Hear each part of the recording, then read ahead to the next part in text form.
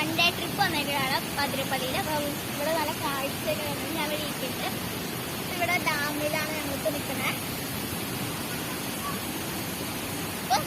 ഇവിടെ ഒരു ചെറിയ വെള്ളച്ചാട്ടം ഉണ്ട് കേട്ടോ. ഇവിടെ കുട്ടികൾക്കൊക്കെ കളിക്കാൻ പറ്റിയ ചെറിയൊരു പാർക്കുണ്ട്. ഇവിടെ ഇരുന്ന് നല്ല തണുപ്പിന്റെ വെള്ളത്തിന്റെ ചാട്ടത്തിന്റെ അവിടെ ഇരുന്ന് നല്ല തണുപ്പായിട്ടുണ്ട്.